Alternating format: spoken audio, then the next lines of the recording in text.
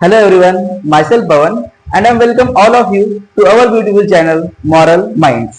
तो आज की इस लेक्चर में हम लॉज ऑफ मोशन का Newton's second law of motion ये टॉपिक स्टडी करेंगे। जैसा कि आप जानते हैं इसके पहले हमने न्यूटन्स लॉज ऑफ मोशन का Newton's first law of motion study किया है। इसमें हमने फोर्स क्या होते हैं, बेसिक फोर्स क्या होते हैं, स्टैंडर्ड फोर्स क्या होते हैं, इसके बाद हमने फ्रिक्शन क्या होता है, नॉर्मल फोर्स क्या होता है, ये सब चीजें स्टडी की है। और इस चैप्टर के रिलेटेड जो बेसिक टॉपिक थे वो भी हमने स्टडी किए हैं। तो आज के इस लेक्चर में हम Newton second law of motion study करेंगे। ठीक है, इसमें हम Newton second law of motion और इंपल्स ये सब चीजें कवर करेंगे। इसके जो इंपॉर्टेंट न्यूमेरिकल्स है वो भी हम कवर करेंगे। तो लेक्चर स्टार्ट करने से पहले मैं आपको एक बात बोलना चाहता हूं जो मैं हमेशा बोलता हूं और आज भी बोलूंगा कि अगर आपके मन में लेक्चर के शुरू होने से पहले अगर आपके मन में कोई इधर उधर के निगेटिव थॉट्स या फिर कोई रैंडम थॉट्स चल रहे हैं तो पहले उस थॉट्स को आप थोड़ा सा बाजू में रखो और अपना पूरा का पूरा फोकस अभी अपने बोर्ड पे रखो, क्योंकि आज का लेक्चर बहुत इंपॉर्टेंट है। Newton second law of motion पर से बहुत सारे न्यूमेरिकल्स बनते हैं और चांसेस बहुत ज्यादा होते हैं कि आपको इससे रिलेटेड एक आध क्वेश्चंस आपको देखने को मिले। तो टॉपिक बहुत इंपॉर्टेंट है, तो अपने थॉट्स को थोड़ी देर के लिए डिलीट करो और पूरा का पूरा फोकस अभी आपको बोर्ड पे रखना है। ठीक है, तो इसके पहले हमने क्या पढ़ा था बच्चों? इसके पहले हमने पढ़ा था Newton first law of motion क्या होता है, फोर्सेस क्या होता है, इनर्शिया क्या होता है, नॉर्मल रिएक्शन क्या होता है या फिर नॉर्मल फोर्स क्या होता है, फ्रिक्शन क्या होता है। ये सब बातें हमने इसके पहले लेक्चर में देखी है। जिन बच्चों ने वो लेक्चर अटेंड नहीं किया है वो बच्चे पहले जाकर वो लेक्चर देखो, उसके बाद आप कंटिन्यू कर सकते हो। ठीक है, उसका फायदा एक रहेगा कि आपकी जो बेसिक टर्म्स है वो क्लियर हो जाएंगे। आज के इस लेक्चर में हमें सिर्फ और सिर्फ Newton second law of motion, उसके न्यूमेरिकल्स और इंपल्स और उसके न्यूमेरिकल्स स्टडी करने जो आपको एग्जाम में बहुत इंपॉर्टेंट है। ठीक है, और आपको वो बहुत हेल्पफुल भी है क्योंकि आगे भी इससे रिलेटेड बहुत सारे टॉपिक्स है जिसमें Newton second law of motion apply होता है। तो आज का लेक्चर बहुत इंपॉर्टेंट है। तो मैं आपको फिर से कह रहा हूं कि अभी आपके थॉट्स को थोड़ा सा करो बंद और अभी पूरा फोकस रखना है आपको Newton second law of motion में। तो Newton second law of motion को स्टार्ट करने से पहले आपको मोमेंटम आना बहुत जरूरी है, क्योंकि इसमें सारी की सारी बातें इंपल्स में भी और Newton second law of motion में भी मोमेंटम की बहुत जो इंपॉर्टेंस है वो इस Newton second law of motion में बहुत है और इंपल्स में भी बहुत है। तो जिन बच्चों की मोमेंटम की कंसेप्ट क्लियर नहीं है, पहले हम मोमेंटम की कंसेप्ट क्लियर करेंगे, उसके बाद Newton second law of motion clear करेंगे। तो पहले मैं अब ये टॉपिक इरेज करता हूं। अभी हम थोड़ी देर के लिए मोमेंटम स्टडी करेंगे और उसके बाद Newton second law of motion study करेंगे। तो अभी मैं टॉपिक करता हूं इरेज और अभी देखना है हमें मोमेंटम कि अभी मोमेंटम क्या है। तो what is mean by momentum? Sir हमने 9th स्टैंडर्ड में पढ़ा है मोमेंटम क्या है, हमें बार बार पढ़ने की जरूरत नहीं है। क्या है momentum? The product, it is the product of mass and velocity. इतनी सिंपल डेफिनेशन है। Momentum is represented by P and P is equal to m into v। हो गया अपना मोमेंटम। P माने मोमेंटम, m मतलब मास, v मतलब velocity. तो momentum is the product of mass and velocity. ये आपने बचपन से यही डेफिनेशन रटी है, यही डेफिनेशन आपको याद है, बट इसका एक्चुअल फील आपको याद नहीं, मतलब इसका एक्चुअल फील आपको नहीं मालूम है। कि कुछ बच्चों को हो सकता है बट कुछ बच्चों को इसका एक्चुअल फील नहीं मालूम कि सर मोमेंटम क्या है। हमारी कंसेप्ट ही क्लियर नहीं है मोमेंटम की। हमें क्या है, हमें सिर्फ मोमेंटम क्या बताया गया है कि momentum is the product of mass and velocity, but this is not a feel of the momentum. अगर आपको मोमेंटम का फील चाहिए तो एक एग्जांपल कंसीडर करो। मान लीजिए मेरे पास एक बॉल है, क्रिकेट का बॉल है, मैंने उसको 20 किलोमीटर पर आवर के स्पीड से फेंक दिया और वो मेरा एक दोस्त है, उसने उसे कैच कर दिया। पहले बॉल का स्पीड कितना था बेटा? 20 किलोमीटर पर आवर। तो ये बॉल मेरे दोस्त ने आराम से कैच कर लिया। अभी जो बॉल का स्पीड है फॉर एग्जांपल वो 160 किलोमीटर पर आवर है। अभी पहले बॉल का एग्जाम स्पीड कितना था बेटा? 20 किलोमीटर पर आवर। इसको उसने इजीली कैच किया। अभी उसका स्पीड कितना है? 160 किलोमीटर पर आवर। तो इसको वो इजीली कैच नहीं करेगा। इस बॉल का उसके हाथों पर बहुत बड़ा इंपैक्ट होगा। तो अभी देखो, पहले तो बॉल का मास इनिशियली भी जब मैंने उसे 20 किलोमीटर पर आवर से थ्रो किया था तब भी सेम था, जब उसे 160 किलोमीटर पर आवर की स्पीड से थ्रो किया तब भी मास सेम था। बट अभी डिफरेंस क्या है कि पहले उसकी वेलोसिटी कम थी तो इसका उसका इंपैक्ट कम हुआ, अभी उसकी वेलोसिटी ज्यादा है तो उसका इंपैक्ट ज्यादा होगा। तो मोमेंटम क्या है? Momentum is the motion possessed by of a mass, मतलब एक मास में जितना मोशन होता है, तो the quantity of motion present in the mass of the object is called as momentum of the object. तो किसी भी ऑब्जेक्ट में मोमेंटम का मतलब क्या है? उस ऑब्जेक्ट में जितना मोशन है तो उस मोशन की क्वांटिटी को हम कहते हैं बच्चा मोमेंटम। मोमेंटम की सीधी डेफिनेशन है जितने मास में जितना मोशन है या फिर जितनी मोशन की क्वांटिटी है उस मोशन के क्वांटिटी को हम कहते हैं बच्चा मोमेंटम। एक और एग्जांपल कंसीडर करते हैं अपन। मान लो अपने पास टारगेट है, मैंने एक बुलेट पकड़ी और उस बुलेट को उस टारगेट पे फेंक के मारा, ठीक है। तो जब मैं उस बुलेट को उस टारगेट पे फेंक के मारूंगा तो उस टारगेट पे बुलेट का ज्यादा इंपैक्ट नहीं पड़ेगा, बट अगर मैंने उस बुलेट को गन में लोड किया और फायर किया तो उस बुलेट का उस टारगेट पे बहुत बड़ा इंपैक्ट पड़ेगा। क्यों?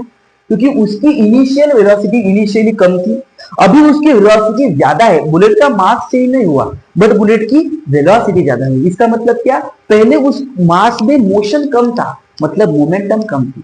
अब उस मास में मोमेंटम ज्यादा है, मतलब क्या? मोशन ज्यादा है। इसकी वजह से उसका इंपैक्ट भी ज्यादा है। तो मोमेंटम का एक्चुअल फील क्या है? तो मोमेंटम का एक्चुअल फील ये है कि किसी भी मास में जितनी मोशन की क्वांटिटी होती है उस मोशन के क्वांटिटी को हम कहते हैं बच्चा मोमेंटम। एंड मोमेंटम उसको मिला के हमने बनाया है, momentum is the product of mass and velocity. मतलब अगर किसी मास को वेलोसिटी आती है तो उस मास में मोमेंटम तैयार हो जाता है। तो आई होप अभी आपको इसका फील भी आ चुका होगा और आपको इसकी डेफिनेशन भी थोड़ी बहुत समझ में आ चुकी है। The product of mass and velocity is said to be momentum. But momentum क्या है? मास में जितनी अमाउंट ऑफ मोशन है उस अमाउंट ऑफ मोशन को हम क्या कहते हैं बच्चा? उस अमाउंट ऑफ मोशन को हम कहते हैं मोमेंटम। तो इस पेन में अभी मोमेंटम नहीं है, जीरो है, क्योंकि इसमें मोशन नहीं है। पर अगर इसको मैं थ्रो करता हूं तो इसके मोमेंटम आ जाता है। क्यों आ जाता है? क्योंकि इसके अंदर मोशन आ चुका है।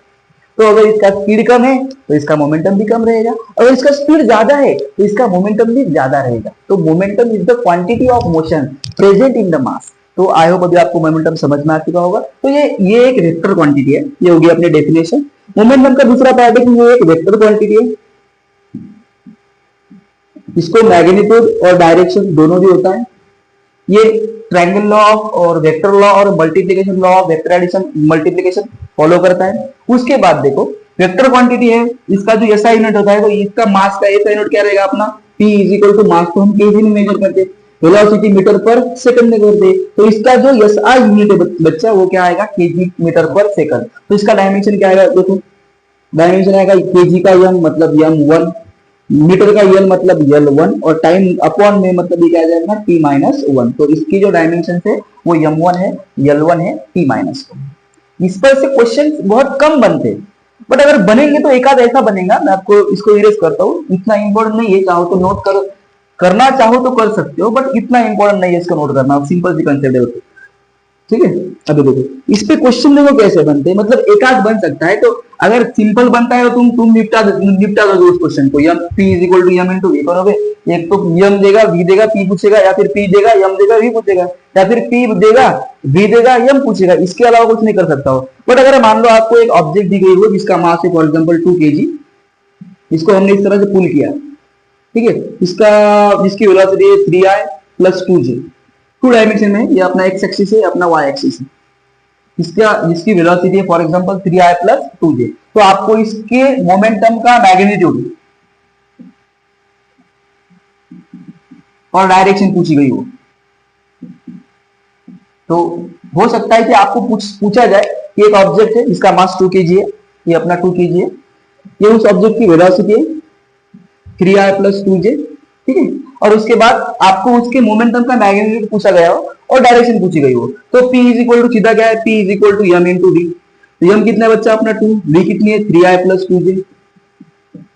तो 2 इंटू 3 6i प्लस 4j, ठीक है, 6i प्लस 4j, इसको 4 पकड़ो क्योंकि 4 ही था वहां पे, 6i प्लस 8j, तो 2 इंटू 3 6, 2 इंटू 4 8, तो इसका अगर हम मैग्नीट्यूड निकाले तो क्या आएगा, मैग्नीट्यूड आएगा रूट में 6 का स्क्वायर प्लस 8 का स्क्वायर, तो 6 का स्क्वायर आता है रूट में 36 प्लस 8 का square 64, that is 36 plus 64 is root 100, right. तो रूट 100 का स्क्वायर रूट अगर हम निकाले तो क्या आएगा बच्चे, रूट 100 का स्क्वायर रूट आएगा बेटा 10, तो इसकी जो मोमेंटम का मैग्नीट्यूड है वो है 10 kg मीटर पर सेकंड। और अगर इसकी डायरेक्शन पूछी हो तो तुम इजीली फाइंड कर सकते हो क्योंकि हमने वेक्टर पढ़ा है, tan theta is equal to क्या आ जाएगा अपना 8/6, या फिर theta is equal to tan inverse of theta is equal to tan inverse of 8/6, तो ये होगी अपनी इसकी डायरेक्शन। तो ये डायरेक्शन है, ये डायरेक्शन है। एक आध क्वेश्चन ऐसा बन सकता है जिसमें आपको दिक्कत आ सकती है, बाकी तो आप कोई भी सवाल इजीली कर सकते हो मोमेंटम का। तो आई होप अभी आपको मोमेंटम समझ में आ चुका होगा, चाहो तो इसे नोट करना चाहो तो कर सकते हो, पर इसेंशियल नहीं है यार, तुम्हारा पोटेंशियल इससे बहुत बड़ा है, तुम्हें ऐसे क्वेश्चन में अटक के नहीं रहना है, तुम्हें इससे भी स्टैंडर्ड क्वेश्चन देखने हैं, ठीक है, ये चाहो तो नोट कर सकते हो। अभी आना है हमें हमारे मेन टॉपिक पे, जो है Newton second law of motion. तो Newton first law of motion मैंने ऑलरेडी क्लियर कर दिया है। जिन बच्चों का Newton first law of motion clear नहीं है, मैंने लेक्चर ऑलरेडी अपलोड किया है, बहुत आराम से बहुत तरीके से समझाया है। जिन बच्चों का क्लियर नहीं है वो जाके देख सकते हो। तो अभी देखो Newton second law of motion क्या कहता है। तो Newton second law of motion क्या कहता है, सेकंड लॉ ऑफ मोशन, मैं सिर्फ यहाँ पे सेकंड लॉ लिखता हूँ, यहाँ पे न्यूटन भी लिखता हूँ, ठीक है, don't worry, Newton second law. Okay, क्या कहता है Newton second law, the rate of change of momentum, देखो आ गया वर्ड अपना मोमेंटम, इसीलिए तो मोमेंटम पढ़ना बहुत जरूरी है। The rate of change of momentum with respect to time, with respect to time is directly proportional, directly proportional to the external force applied on it, external force applied on the object। Mathematically हम लिखेंगे F is directly proportional to dp by dt।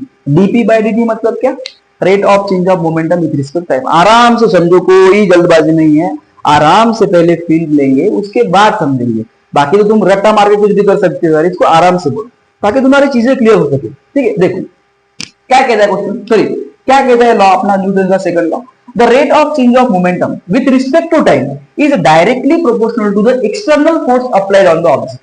आराम से देखो, कोई गड़बड़ नहीं। Law का meaning क्या है, ये तो हो गई अपनी डेफिनेशन, बट हमें समझना है। तो देखो क्या कहता है अपना लॉ, अगर किसी ऑब्जेक्ट का या फिर अगर कोई ऑब्जेक्ट में अगर मोमेंटम है, फॉर एग्जांपल ये ऑब्जेक्ट है, इसमें मोमेंटम है, और इसका मोमेंटम अगर कंटिन्यूसली चेंज हो रहा है या फिर किसी रेट से चेंज हो रहा है, तो वो जो rate of change of momentum है, वो rate of change of momentum force को डायरेक्टली प्रोपोर्शनल होता है। ये कहता है हमें न्यूटन सेकंड लॉ। सर हमें फील नहीं आया, फिर से बताओ, फिर से बताता हूं, तुम्हारे लिए तो हो यार, और किसके लिए हो। देखो आराम से, ये अपने पास पेन है, अभी इसमें मोमेंटम नहीं, बट मान लो ये जो पेन है ये मोशन में आ गया, मतलब इसमें मोमेंटम आ गया, और इसका अगर मोमेंटम कंटिन्यूसली चेंज हो रहा है, तो ये तो अपना मोमेंटम अपने आप से कंटिन्यूसली चेंज नहीं करेगा। इस पेन का, ये पेन अगर मोशन में है और इसका अगर मोमेंटम चेंज हो रहा है, तो ये पेन अपने आप अपना मोमेंटम चेंज नहीं कर सकता। मतलब क्या, इसका जो मोमेंटम है कोई फिजिकल क्वांटिटी कंटिन्यूअसली चेंज कर रही है, मतलब अगर वो क्वांटिटी इस पर अप्लाई हो गई तभी इसका मोमेंटम चेंज होगा। तो जो क्वांटिटी किसी भी ऑब्जेक्ट का मोमेंटम कंटिन्यूअसली चेंज करती है, उस क्वांटिटी को न्यूटन ने कहा है फोर्स। न्यूटन का सेकंड लॉ सिर्फ और सिर्फ फोर्स की स्टैंडर्ड डेफिनेशन हमें बताता है। न्यूटन्स का सेकंड लॉ ऑफ मोशन हमें ये कहता है, अगर कोई ऑब्जेक्ट मोमेंटम में है और उसका मोमेंटम अगर कंटिन्यूअसली चेंज हो रहा है, तो वो मोमेंटम, वो ऑब्जेक्ट अपने आप चेंज नहीं कर रही है, कोई क्वांटिटी है, कोई फिजिकल क्वांटिटी है जो उसका मोमेंटम कंटिन्यूअसली चेंज कर रही है। तो जो क्वांटिटी किसी भी ऑब्जेक्ट का मोमेंटम कंटिन्यूअसली चेंज करती है, उस क्वांटिटी को न्यूटन ने अपने सेकंड लॉ में कहा है बच्चा, फोर्स। तो Newton second law of motion हमें फोर्स की डेफिनेशन कहता है, और क्या कहता है, the rate of change of momentum with respect to time is directly proportional to the external force applied on the object. मतलब F is directly proportional to the dt by dt, rate of change of momentum with respect to time is directly proportional to force. इसका meaning ये होता है कि अगर कोई object का momentum continuously change हो रहा है, अगर किसी ऑब्जेक्ट का मोमेंटम कंटिन्यूअसली चेंज हो रहा है, तो जिस क्वांटिटी की वजह से चेंज हो रहा है उस क्वांटिटी को हम कहते हैं फोर्स। बट सर हमने तो पढ़ा है F इक्वल टू m है, वही हमें अभी प्रूफ करना है, डोंट वरी। तो अभी आई होप आपको ये डेफिनेशन भी समझ में आ चुकी होगी और अभी तुम्हें उसका फील भी आ चुका होगा, क्योंकि अभी तुम्हें समझ में आ चुका है कि अगर किसी ऑब्जेक्ट में मोमेंटम है और वो मोमेंटम अगर चेंज हो रहा है तो कौन चेंज कर रहा है, वो मोमेंटम चेंज कर रहा है तुम्हारा फोर्स। सॉरी, जो क्वांटिटी उस मोमेंटम को चेंज कर रही है वो क्वांटिटी को कहा है न्यूटन ने फोर्स। तो मतलब फोर्स क्या है, कल हमने देखा था फोर्स इज पुश और पुल, बट आज हमने पढ़ा है कि फोर्स क्या है। फोर्स किसी भी ऑब्जेक्ट का मोमेंटम चेंज कर सकता है, ठीक है। ये हो गया अपना न्यूटन का second law of motion, simple था, रूल था, ठीक है। अभी देखो डायरेक्टली प्रोपोर्शनल, तो जैसे कि तुम जानते हो F is directly proportional dt by dt, तो dt क्या होता है, m into v। तो डायरेक्टली प्रोपोर्शनल मतलब फॉर एग्जांपल हमने इसको रिमूव कर दिया प्रोपोर्शनलिटी कांस्टेंट k से, तो ये क्या आ जाएगा बेटा अपना t sorry d m v by dt। तो यहाँ पे लिखता हूँ, तो ये क्या आएगा अपना F is equal to k, m तो कांस्टेंट है बट v वेरिएबल है, तो m डेरिवेशन के बाहर आ जाएगा, ये हो जाएगा अपना dv बाय dt। और जैसा कि तुम जानते हो F is equal to k m dv by dt, मतलब rate of change of velocity with respect to time. तो जब velocity with respect to time होती है तो वो वेलोसिटी वो एक्सेलरेशन होता है, तो dv by dt is equal to आ जाएगा a। तो for example k is equal to 1 अगर हम रखें तो F इज इक्वल टू क्या आएगा बेटा, m into a, that is force is equal to mass into acceleration. और ये तुमने 9th स्टैंडर्ड में पढ़ा था, F is equal to m into a, that is force is equal to mass into acceleration, और force is the product of mass into acceleration. तो यहाँ पर न्यूटन ने हमें फोर्स की दो स्टैंडर्ड डेफिनेशन दी गई है, पहली तुम्हें समझ में आ चुकी है और सेकंड भी तुम्हें समझ में आ चुकी है। Force is equal to mass into acceleration मतलब क्या, अगर मास को एक्सेलरेशन आता है, मतलब ये पेन है, इसको अपन ने वेलोसिटी दी, ठीक है, अभी ये मोमेंटम आ गया इसको, बट अगर इसकी वेलोसिटी चेंज हो गई तो वेलोसिटी चेंज हो गई मतलब मास को भी एक्सेलरेशन आ गया है, तो F इज इक्वल टू क्या आएगा, ये भी सेम है और ये भी सेम, ठीक है। अब चाहो तो इसे पॉज करके नोट करो, अभी हमें न्यूटन के सेकंड लॉ ऑफ मोशन पर से क्वेश्चन कैसे आते हैं ये स्टडी करना है। अभी इसको तुम चाहो तो नोट कर सकते हो, अभी क्वेश्चंस का टाइप पढ़ेंगे उसके बाद हम इंपल्स पढ़ेंगे, ठीक है, इसे नोट करो। चलो हो गया, अभी न्यूटन सेकंड लॉ तुम्हारा क्लियर हो चुका है। अभी हमें देखना है कि इसके क्वेश्चंस कैसे बनते हैं, न्यूमेरिकल्स कैसे बनते हैं। डोंट वरी, तुम्हें कोई भी न्यूमेरिकल इजीली आ जाएगा, डोंट वरी, कोई गड़बड़ नहीं है, अपनी आराम से देखो। अभी देखो Newton second law of motion में तुम्हें डेरिवेशन आना बहुत जरूरी है, ठीक है, तो डेरिवेशन भी एक बार पढ़ लो, ठीक है। अभी देखो मान लो तुम्हें कुछ ऐसा क्वेश्चन दिया गया हो कि if two forces 16 Newton and 12 Newton are acted or acting on the object having mass 200 kg, then find its mass।